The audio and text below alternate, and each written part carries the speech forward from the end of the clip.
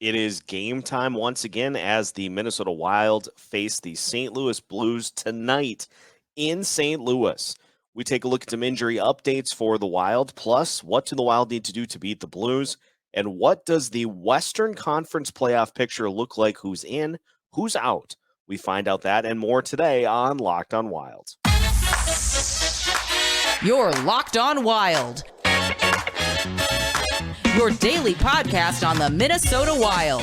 Part of the Locked On Podcast Network, your team every day.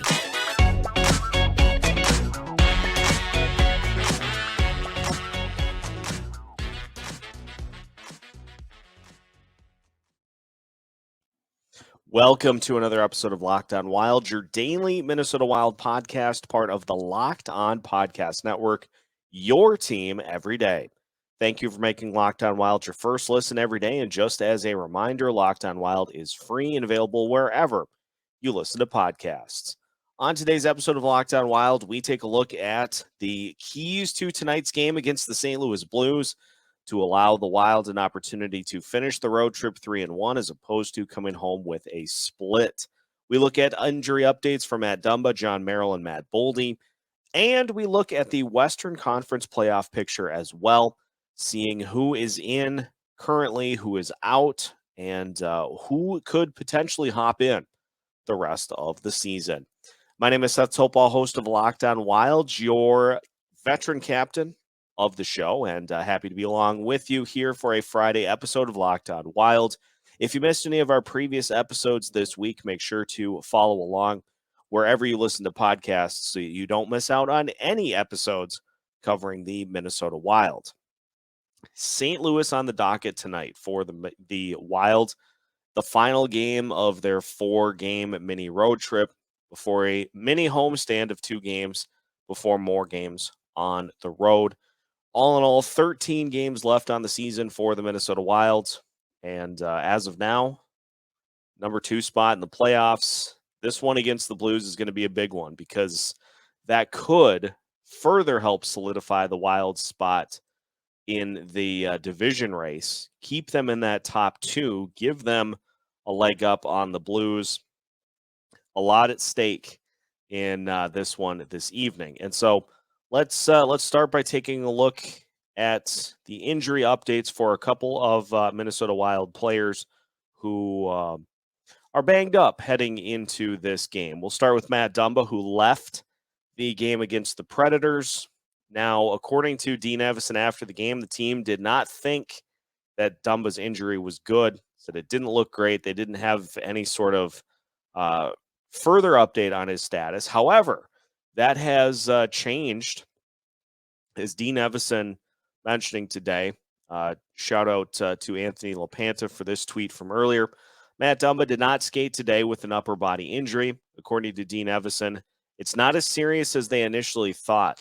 Neither Merrill or Boldy will play against the Blues, but obviously some good news for the Wild on the Matt Dumba front, as still on the road trip, just not going to play. So a potential for him to miss for sure the Blues game. Would probably guess he won't play in the game against the Kings on Sunday. But beyond that, if he's not going to miss much time, or if the news looks better, you'd assume that he'll be in the lineup at some point next week, and should be able to slot in beyond that. I would take that to believe that Matt Boldy and John Merrill are close, as it sounds like both were practicing, just not going to play against the Blues. But beyond that, would assume that Matt Boldy comes back relatively soon, as well as John Merrill, which is very good news for the Minnesota Wild, who continue to navigate those injuries. With Matt Dumba out of the lineup, Alex Goligoski going to slot in probably and take that spot. And beyond that, I don't know if Kalen Addison makes the trip. I had kind of speculated on that earlier in the week. I have not seen anything as of yet on a roster move for the Wild, and so it could be that they elect to go with Jordy Ben as the sixth defenseman. But I would imagine if there is some sort of roster move, it will be announced later today as to who will hop up and slide into that spot. Now, on the other end, with Matt Boldy out, we have seen Tyson Jost take his spot on the Kevin Fiala line and Nick Bjugstad as the center on the fourth line. I would imagine that will continue. Jost has looked good on that second line with Fiala and Gaudreau, and Bjugstad, has slotted in with Delorier and Duhaime, and that line has also been fine. So I would imagine that the lineup will look mostly similar to what we've seen here over the last couple of games. As far as the goalie situation, that's the intriguing one. I am going to imagine that the Wilds go back to Cam Talbot with Fleury not on his best, but he didn't get a whole lot of help against the Nashville Predators. So I would imagine that it will be Cam Talbot in net, but if there were an opportunity to give a goalie back-to-back starts, maybe this is the one for Fleury. But it doesn't really matter because I don't know that goaltending was as big of an issue. I think it was just the overall play in front that was cause for the letdown against the Predators, and it's going to be a similar theme going up against these St. Louis Blues, a team that plays a similar style and a team that has given the Wild similar fits over the last couple of seasons. So for the Minnesota Wild, they're just going to need to play their style of game and let the rest handle itself.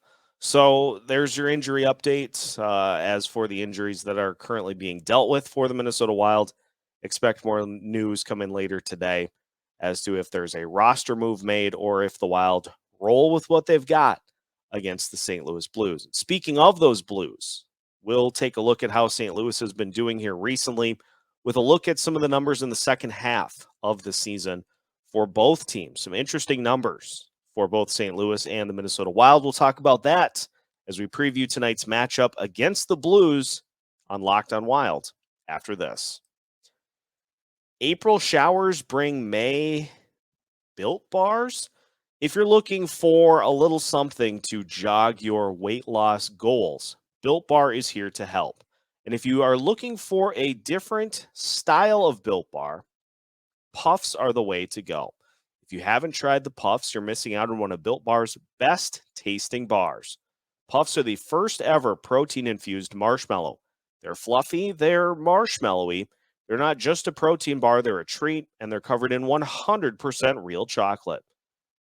As with most Built Bars, Puffs contain 130 calories, 4 grams of sugar, 4 net carbs, and 17 grams of protein. You can compare that to your average candy bar, which usually has around 240 calories, 30 grams of sugar, and dozens of net carbs. So if you want to get in on the Built Bar mania, head to Built.com, use the promo code LOCKED15, and you'll get 15% off of your order. Again, use the promo code LOCKED15 for 15% off at Built.com. Continuing today's episode of Locked on Wild, and once again, thank you for making Locked on Wild your first listen every day. Just as a reminder, Locked on Wild is free and available wherever you listen to podcasts. The St. Louis Blues, a thorn in the proverbial side of your Minnesota Wild, are tonight's opponent, and a Blues team that has really started to find themselves here in the second half of the season. Coming into this game at 14-7-5 with their second half of the season. And you look at it, they're averaging in the second half 3.88 goals per game, 101 goals scored in 26 second half games. Now, if you look at the Minnesota Wild, they have scored 92 goals in 28 second half games. So considerably less than that. But the interesting thing as well is 101 goals scored. The Blues, goalie wise, have given up just 81. If you look at it for the Wild, they've scored 92. They've given up 94. So it's been a Blues team that has been up and down. And if not for Ville Husso kind of getting himself figured out, I have no idea where this Blues team is at this point in the season. They have not had a good season from Jordan Binnington. In fact, he's having arguably the worst season of his career. But if you look at the Husso numbers on the season, 21, 6 and 5, 2.36 goals against average, and a 924 save percentage. In the month of April, he's 3-0, 3-0-1, I beg your pardon. In 4 games, he's allowed 8 total goals, 2.11 goals against average, and he started 3 of those games. The first game of the month against Edmonton came in relief and played a ton of that game and ended up only allowing 2 goals. So I am guessing that was a Binnington start that went awry for the and yep, that is exactly the case. Binnington gave up 4 goals in the first 13 shots of that game. So Husso, tremendous 3-0-1 in April, and he's had some very good numbers through pretty much all of the months of the season so far. But the thing that really stands out to me about what St. Louis is doing here in the second half is they're getting balanced scoring. You look at their numbers. David Perron has 15 goals in 25 second half games, but Braden Shen with 10, Robert Thomas with 11, Pavel Buchnevich has 9, Vladimir Tarasenko with 10. Then you have Ryan O'Reilly with 7, Ivan Barbashev with 7, and Jordan Kyrou with 6. So they have a lot of guys who are contributing to the scoring on offense. Compare that to the Minnesota Wild in the second half of the season, and they've got Kirill Kaprizov with 21 goals. Kevin Fiala has 10. Ryan Hartman, 9. Matt Zuccarello has 7, but then 8 for Boldy, 8 for Eriksson Ek, and 6 for Freddie Gaudreau. So it's been a lot of Kirill Kaprizov for this team, but some of the other guys, we've seen a little bit of regression from members of this team that were providing the depth scoring early on in the season. Now, 8-1-1 in the last 10 games, as the Wild have been, is certainly very impressive. But you look at what happened in the game against Nashville, and it feels like it's a very repeatable method that St. Louis is going to use to try to beat the Wild in this case too. And all of the teams that the Wild have faced over the last couple of seasons, the St. Louis Blues have the Wild's number as well as anybody that they've faced, including the Nashville Predators, just a team that owned them last year. And look what happened on New Year's Day on the Winter Classic. Granted, the Wild had some players out of the lineup, but that game was 6-1 at one point before the Wild went empty net and pulled the comeback to make it 6-4 to finish. That game was 6-1 and was pretty much, by all accounts, over. So you look at the things that the Wild are going to need to do in order to win this game. They can't, I use that phrase again, measured physicality. And I'm not saying that if St. Louis decides to be bulky and try to irritate members of this team, I'm not saying don't respond to it, but I'm saying you have to pick your moments. The whole reason, or one of the whole reasons, that St. Louis was able to have as much, or that Nashville was able to have as much success as they were, because they got the Wilds angry, which led to penalties, which led to power play opportunities for the Predators, and the Wild's penalty kill being as bad as it is, continuing to trend in the wrong direction. They capitalized, and the Predators came into that game with the 6th best power play in the league. St. Louis has the 3rd best. So the Blues are going to try to do the same things that the Predators did to this Wild team, and the Wild just can't get sucked into playing that style of game. I mean, the penalty kill now is just slightly above 75%. It is in the bottom 10. It is 8th worst in the NHL. 9th worst, I beg your pardon, in the entire NHL. And so St. Louis is going to do that. I don't know if it'll lead to as many fights as it did against Nashville. Some of that was just bad blood from earlier in the season. But if St. Louis can get the Wild to commit bad penalties out of frustration, they're going to pounce and capitalize on the power play, and we'll be right back in the same situation that we were against Nashville. So the Wild need to be smart in this game. They need to beat St. Louis the way that the Wild have beaten a lot of teams this year. Use your skill, use your speed. Don't get pulled into that. We have to be physical the entire game, because that's what St. Louis wants to do. Make them skate up and down the ice a bunch of times. Get them tired. But don't get pulled. Don't get yanked into the gravitational pull that is big, bulgy, physical style hockey that St. Louis is going to try to play. They're going to try to replicate that Nashville style, because that's what they've done. That's what they've done when they've beaten the Wild over the last several seasons. So we're going to need to keep things. We're going to need to keep it from being like a hard check into the boards every time somebody has the puck type thing. You're going to have to get the puck to Kaprizov, let him make plays, and just beat St. Louis at our game, as opposed to letting them force us to play theirs. So it should be interesting. I think ultimately it's a game that I think the Wild will bounce back in, because I don't think anybody was particularly pleased with what happened against Nashville.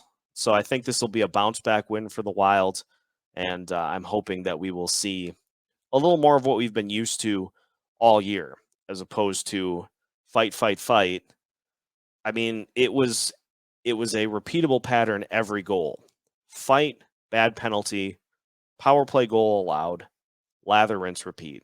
So hopefully we don't see that, because if we do, it'll probably be a similar result that we saw against the Predators.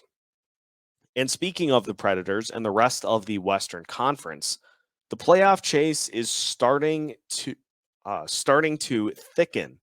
So we'll take a look at where things stand with the Western Conference right now in the playoff push. Who is in, who's out, who's looking to try to hop in to the playoff picture. We'll take a look at all of that and more when we finish today's episode of Locked on Wild after this. BetOnline.net is your number one source for all of your betting needs and sports info. You can find all the latest sports developments, including the Masters and where on the leaderboard your favorite golfer sits. plus odds, podcasts, and reviews for all of the different sports leagues this season. Major League Baseball getting underway this week, and the NBA finishes the regular season, so plenty for you to catch up on. BetOnline is your continued source for all of your sports wagering information, including live betting, esports, and scores. So head to their website today or use your mobile device to learn more about the trends and the action. You can find it all at BetOnline, where the game starts. Final segment of today's episode of Locked On Wild. Again, thank you for making Locked On Wild your first listen every day. For your second listen of the day, make sure you head over to Locked On Sports Minnesota and check out the Ron Johnson Show, which is free and available wherever you listen to podcasts. Western Conference playoff picture is starting to take some shape. Obviously, you got the Colorado Avalanche in first place, well ahead of the pack of pretty much everybody. So they've already clinched a playoff spot. They'll be the first seed in the Central Division. It should be a formality that ends up getting clinched here relatively soon. Minnesota Wild in second place by a point. They also have a game in hand on the Blues. St. Louis, 90 points. They are in third place in the Central. Calgary is in first place in the Pacific.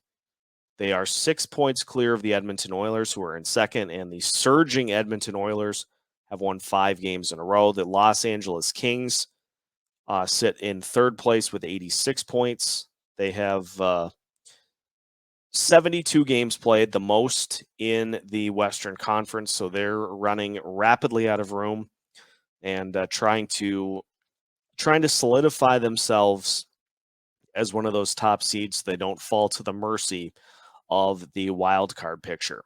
Wild card picture at this point has the Nashville Predators as the first wild card. They have 86 points and sit 4 points back of St. Louis for third in the Central. The Dallas Stars also in the wild card picture as of now. They have 84 points with 70 games played. They are 6 points back of St. Louis. Now, next up is where the Pacific Division teams start to come back into the picture. You got Vegas with 82 points, but they also have 72 games played. So again, they are also running out of time to try to get themselves further up the ladder. Vancouver has 76 points, as does Winnipeg.